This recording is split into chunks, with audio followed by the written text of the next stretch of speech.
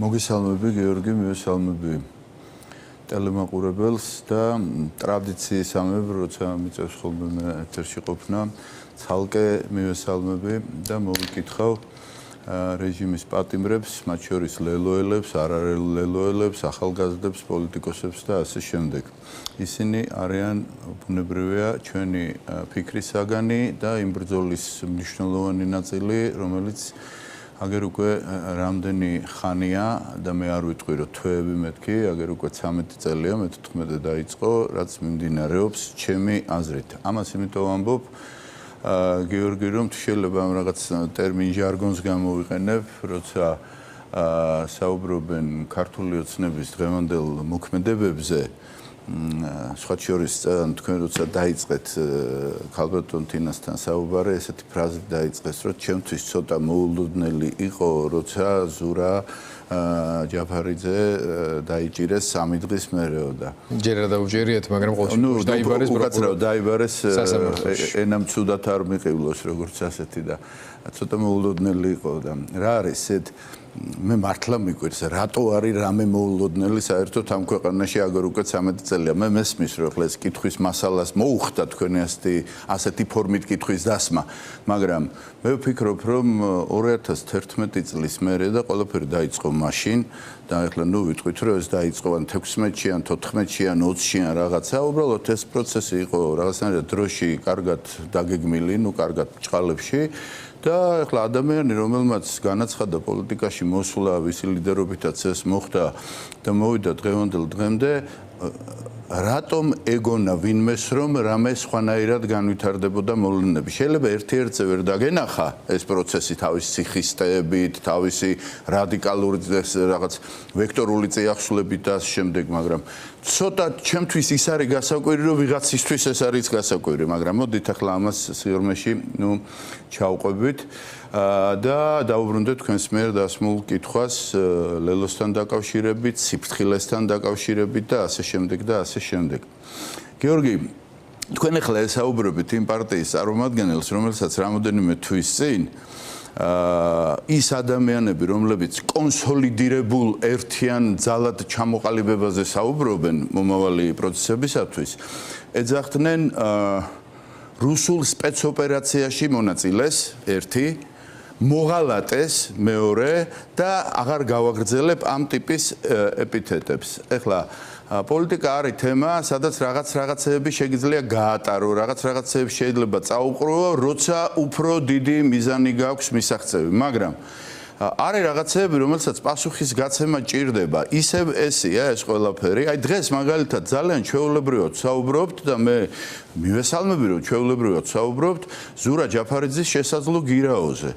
მაგრამ როცა ლელოს ორმა ლიდერმა ორი ლიდერი ანალოგიური მდგომარეობის წინაშე დადგა და უზრუნველყოფა მოხდა, ეს იყო ხელისუფლებასთან თანამშრომლობა.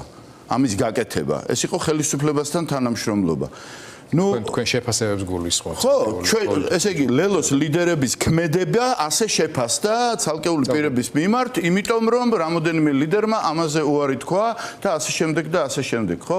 კარგით, ამასაც არ გავეკიდები, როგორც ასეთი, მაგრამ ბოლოს ეს ამასაც ძალიან ბევრი დაგროვდა, როგორც ასეთი და დღეს როგორც წესი, როცა ლაპარაკი არის მომავალი ბრძოლების განვითარებაზე, მომავალი თანამშრომლობის ფორმატზე, კარგადზე, რა ვიცი, ყველაფერზე ალბათ მინიმუმ იმაზე უნდა შევთანხმდეთ, რომ საერთოდ ვისთან უნდა იყოს ეს თანამშრომლობა, რას უნდა ნიშნავდეს ეს თანამშრომლობა, კონკრეტულად რა იდეის გარშემო უნდა მოხდეს ეს თანამშრომლობა და რა უნდა მოითხოვოს ვინმე ლელოს მიმართ, რომელმაც ყველა აბსოლუტურად ყველა წინადადებას პირდაპირ გეტყვით, ჯერ ლელოში არ გადაწყვეტილ წინადადებებსაც კი სწრაფად დაუჭირა მხარი, მოიწვია შესაბამისი სტრუქტურა, ორგანო, პოლიცსაბჭო და როცა ჩვენ 24 წელს ტელევიზორიდან გავიგეთ, რომ არ უნდა შევიდეთ პარლამენტში. ის კი არ უნდა დაერეკა, ან ეთქვა რომ მოდი შევხვდეთ. ორი ლიდერი გამოვიდა ტელევიზორიდან, გითხრათ არ დაგინახოთ ახლა შესული პარლამენტში და სასწრაფოდ შევიკრიბეთ და ნუ თქვით რომ არ გამოვა ახლა რა ოპოზიციური დახლიჩვა. აღარაფერს ვიტყვი მე ადგილობრივ არჩევნებზე დავთმეთის ნომერის, სია ყველაფერი ოღონდ კი ბრძოლაში შევსულიყავით. და ჩვენ უცებ აღმოჩნდით მოღალატეები, ხო? კიდევ ვიმეორებ, როცა პრობლემა გაცილებით დიდია, ვიდრე ეს გულის ტკენები, რომელიც იყო უკანასკნელი წლების განმავლობაში, ბევრის მხრიდან პირდაპირ ვიტყვი. რაღაცა შეიძლება ცოტა ხაზი გადაუსვა, რაღაც შეიძლება ცოტა გვერდით გააწიო და ასე შემდეგ. ოღონდ ის მაინც თქვათ, რაზე უნდა შევთანხმდეთ, ვისთან უნდა შევთანხმდეთ, რა უნდა იყოს შეთანხმების საგანი. შეთანხმების საგანი იწყება რაღაცა მეათე ხარისხოვნიდან და ბოლოს ვიჭედებით მთავარზე. მოდი დავიწყოთ მთავარით რა. რა არის ეს მთავარი? მე ისევ სვავ ამ კითხვას, გიორგი, უკაცრავად. ისევ სვავ ამ კითხვას. მოდი ხა ასე ვქნათ და მე შემოგთავაზებთ ვერსიებს. მაგალითად, ჩემთვის მოსალოდნელი იქნება თუ კი პოლიტიკური ლიდერების შეკრების დროს თავარ საკითხად დადგება რეჟიმის შეკავება, მისი ავტორიტარული ხასიათის შესაბამისი საპირისპირო ძალის ფორმირება, სადაც პარტიული ინტერესები გადავა დროებით უკანა პლანზე და ძალისხმევა იქნება მიმართული რეჟიმის შესაცვლელად. ანუ დემოკრატიული არჩევნების მისაღწევად, მაგრამ მანამდე რეჟიმის შესაკავებლად და შესაცვლელად. ყველა რესურსის გასაერთიანება. გასაგებია? ეს არის, ანუ ეს გიორგი პირდაპირ გეტყვით, რომ ეს არის ლამაზად ჩამოყალიბებული შედეგი.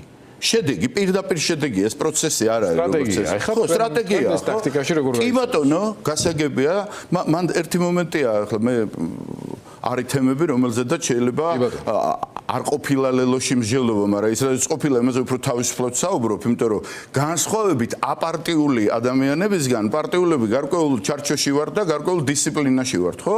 მოგეხსენებათ როგორც ეს. ამიტომ, როცა ასეთ რაღაცაზე ვსაუბრობ, კი ბატონო, გასაგებია, მაგრამ თქვენ გამოიყენეთ პარტიული ინტერესები გადავა, ხო?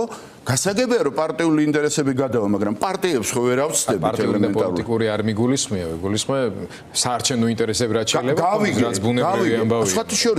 სხვათა შორის ამ მომენტს, გიორგი, ქართული ოცნების მიერ ბოლო პერიოდში საარჩევნო კოდექსში განხორციელებული ცვლილებები ხელს უწყობს.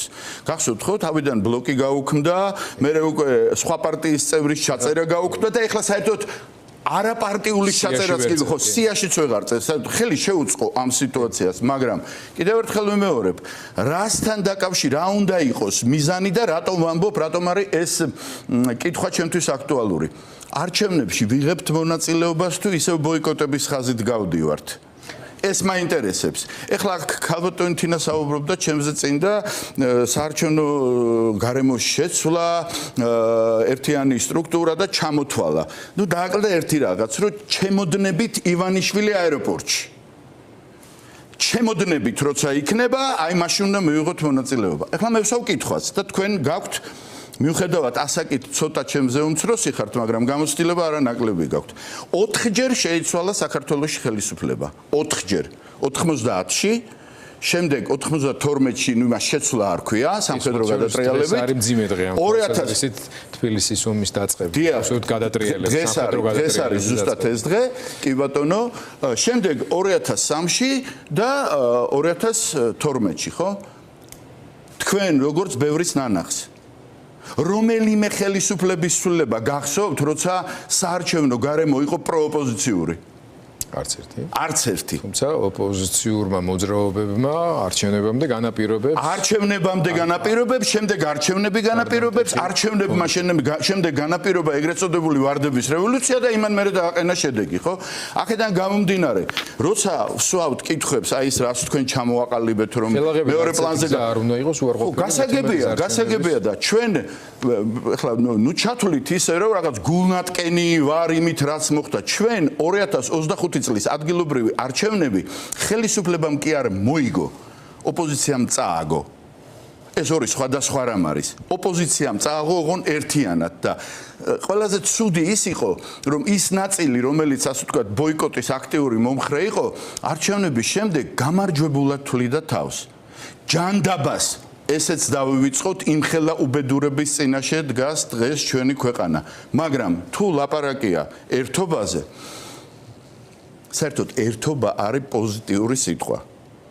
ხო არა ქართულში რაღაც სიტყვები ხო კარგი და ცუდი ლამაზი და მახინჯი ისეთი და ასეთი ხო არ შეიძლება ერთობა და გათითო კაცება და გერბზე გვაქვს გამოსახული უცებ ნუ გერბამდეც კარგი იყო ერთობა ყოველგვარი რა ძალა ერთობაშია გერბის გარეშეც ძალა ერთობაშია ეს პოზიტიურია და არ შეიძლება რომ პოზიტიური ტვირთის თუ მუხტის თუ შინაარსის მატარებელ სიტყვას დაუპირისპირდე, მაგრამ უნდა იცოდე შენ რასთან დაკავშირებით აკეთებ ამ ერთობას, ვისთან ერთად აკეთებ ამ ერთობას, ვისთანში ვგულისხმობ დობის ფაქტორს, გუში რომ წყევლი და დედას მაგინებდა, იმასთან დღეს უნდა დავივიწყო და გავაკეთო, თუმცა ეგეც მოსულა, მაგრამ თავიდანვე ვთქვათ ეს მომენტი რომ რა გვაერთიანებს და რა გყოფს.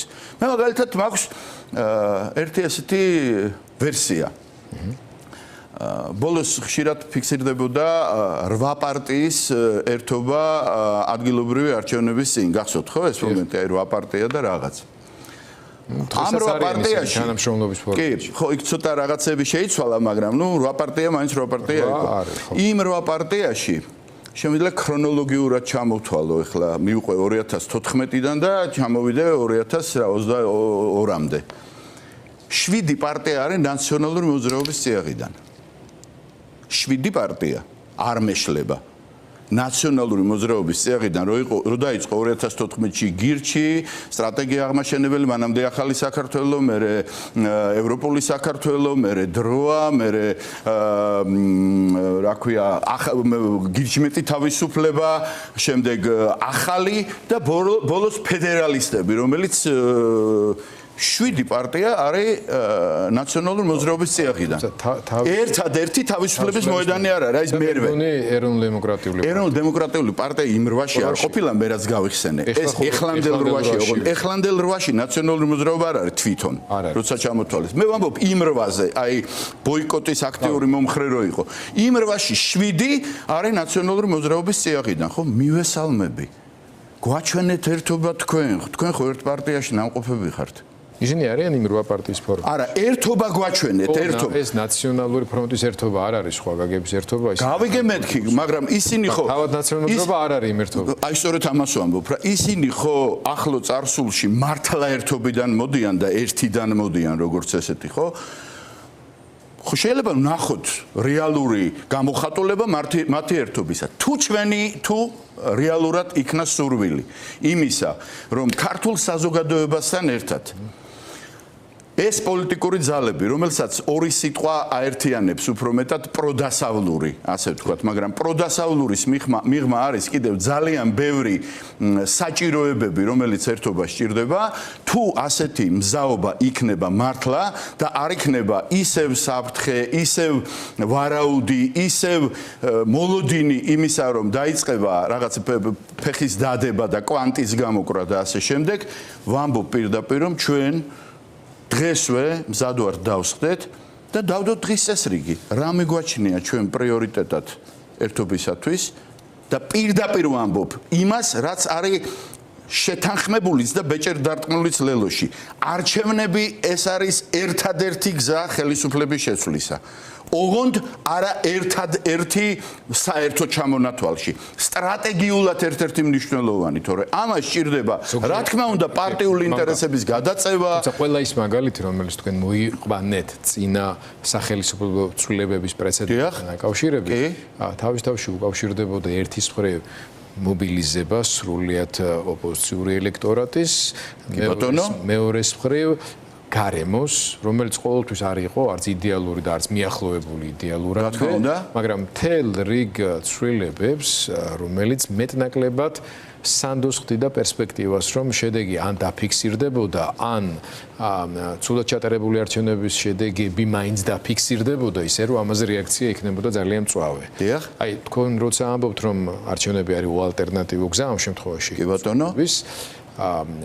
ეს ავტომატურად ნიშნავს მნიშვნელოვან დათქმებს ალბათ. კი, რა თქმა უნდა. ეს დათქმები, რაშიც ხვები უფრო მეტი ენთუზიაზმით გამოყვებოდნენ ამ საარჩევნო გზაზე. იცით რა არის ახლა გიორგი, მე გითხარით ის რის თქმა შეიძლება ახლა რის თქმა შეიძლება ახლა სტუდიაში, იმიტომ რომ დეტალებზე ამაზე ძალიან ბევრი წახნაგი აქვს ამას უკვე როცა პრაქტიკულად შედიხარ ხო პროცესში რა და აბსოლუტურად არ გულისხმობ ამაში იმას რომ პარტიული ინტერესი თუ არ იქნა ვინმეს გათვალისწინებული თანთანაზომად და თან უპირატესად არა ესეც კი არ გამყავს პირველ რიგში არის ის რომ ჩვენ უნდა დავთქვათ ის რომ დავსხდეთ გავაკეთოთ რაღაც პრიორიტეტულ საკითხთა 2 ან 3 მაქსიმუმ იმ ოღონდ დავიწყოთ მთავარიდან არა მეორე და მესამე ხარისხოვნი და რაღაც ერთმანეთს შევიტყუოთ როგორც ეს თქო ამას უნდა უძღოდეს პირველ რიგში პირველი მაგალითად უნდა იყოს ისეთი ქმედებები რომელიც ნდობას უზრუნველყოფს და როცა ახლო წარსულში